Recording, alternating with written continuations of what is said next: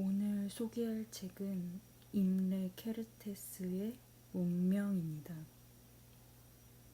이 책은 제가 좋아하는 북튜버가 제일 좋아하는 책이라고 해서 읽어보게 되었습니다. 이 소설의 배경은 2차 세계대전 중이고 유대인인 16살의 한 소년이 강제 수용소에 갔다가 전쟁이 끝난 후 다시 돌아오게 되는 과정을 다루고 있습니다. 그러나 강제 수용소 이야기를 다루고 있다고 해서 엄청난 긴장감과 스펙타클한 전개가 이어지진 않고 하루하루 일상의 기록같이 이야기가 전개되는데요. 이렇게 소용돌이치는 이야기가 아니라 일상을 적은 일기 같은 것이 이 소설이 가장 주목하는 바를 잘 나타내고 있습니다. 그러나 전혀 지루하지 않고 한번 읽기 시작하면 눈을 뗄 수 없는 문장력을 구사하고 있는데요. 주인공이 수용소에 들어가서 착실하게 하루를 노동하며 살아가고 견디는 내용과 함께 수용소를 옮길 때마다 잠자리가 조금 넓어진다든지 빵 조각의 크기가 커진다든지 이런 작은 개선에도 행복을 느끼는 걸 볼 수 있습니다.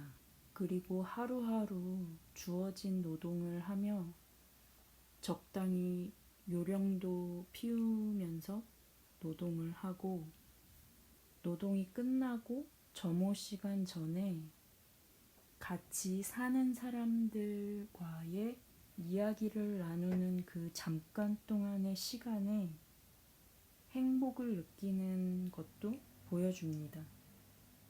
전쟁이 끝나고 사람들은 이 강제 수용소에 대한 사실을 알고 굉장히 충격받잖아요. 그 지옥에 대해서 이 주인공에게 어떤 일이 있었는지 물어보는데 정작 이 주인공은 하루하루 일하며 살아왔고 그곳은 지옥이 아니라고 대답합니다.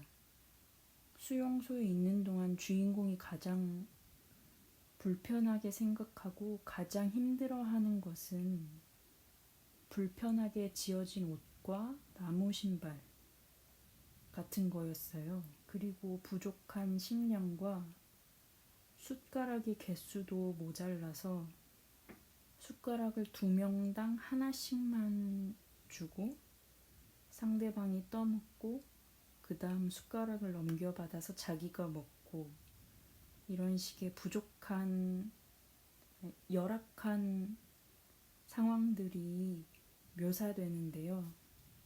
전쟁이 끝나고 그 수용소의 밖에 있었던 사람은 그 지옥의 폭력성, 그 무서움에 대해서 듣고 싶어 하지만 정작 이 주인공이 불편했던 건 아주 일상 속에 있는 사람들이 작은 것이라고 생각하는 먹는 것, 입는 것에 관한 것이었습니다. 그러나 당연히 수용소에는 폭력이 난무했는데요. 주인공이 부족한 식사량과 높은 노동으로 무릎이나 다리, 엉덩이에 염증이 크게 생기는데 그래도 참고 일을 해왔으나 결정적으로 주인공을 무너지게 만든 것은 작업 감독관의 괴롭힘이었어요. 주인공이 실수로 시멘트를 땅바닥에 쏟는데 보고 있던 감독관이 그 실수 이후로 계속 따라다니면서 괴롭히게 되고 그래서 이 주인공은 그때 내 안에서 무엇인가 끊어진 것 같았다고 고백하고 있습니다. 이 주인공이 그 뒤로는 병원에 가게 되는데요. 주인공은 오래전부터 아팠지만 결국 무너져 내린 이유는 누군가의 폭력과 괴롭힘이라고 생각합니다. 주인공이 병원에 꽤 오래 있게 되고 이 강제 수용에서 벗어나게 되는 자유 소식도 병원에서 듣게 되는데요. 병원에서 처음으로 자신이 풀려났다는 소식을 듣게 되는 장면이 굉장히 인상 깊습니다. 253페이지에 이렇게 써 있는데요. 하지만 귀를 기울여 봐야 별 소용이 없었다. 그 역시 자유에 대해서만 언급할 뿐 아직까지 나오지 않는 스프에 대해서는 어떤 암시나 말도 없었기 때문이다. 저는 여기서 자유라는 단어와 수프라는 단어가 한 문장에 나오는 것에 대해 굉장히 충격적이었습니다.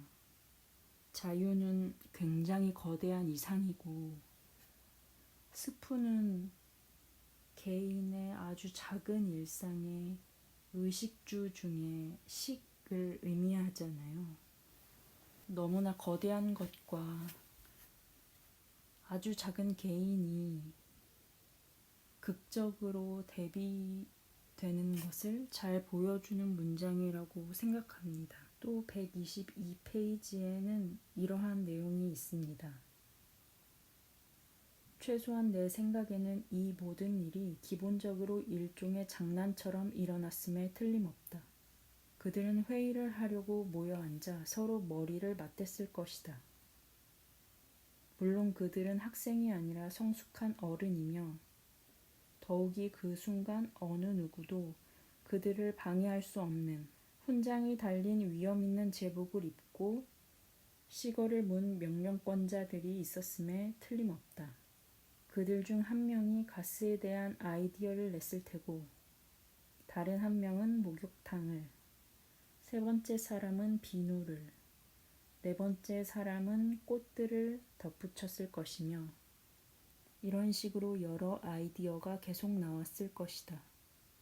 어떤 아이디어는 한참 동안 토론을 하며 수정한 반면 다른 아이디어는 사람들이 곧장 즐겁게 받아들이기도 했을 것이다. 최소한 나에게는 이 모든 것이 아주 생생하게 그려졌다. 이 주인공은 나중에 집으로 돌아오고 나서도 아무도 탓할 수 없었을 것 같다고 생각이 드는데요. 왜냐하면 이 강제 수용소 그리고 가스로 사람들을 죽이는 것, 이 일을 한 사람이 상상하고 꾸민 일이 아니기 때문입니다. 이 일을 이끌었던 지도자층의 말을 들어보면 한 사람 한 사람이 다 그런 악한 의도로 시작한 것이 아니라 자기는 일의 아주 일부분만 맡고 있다고 생각했을 거예요. 그래서 딱 한 사람만 탓하고 미워할 수 없는 상황에 직면하게 되는데요. 모든 거대한 사회의 흐름에서 한 개인은 이렇게 운명을 받게 되는 것 같아요. 며칠 뒤면 수능이잖아요. 그런데 수능을 만든 사람들은 이게 학생들을 불행하게 할 거라고 생각하진 않았을 거예요. 적절히 분별하고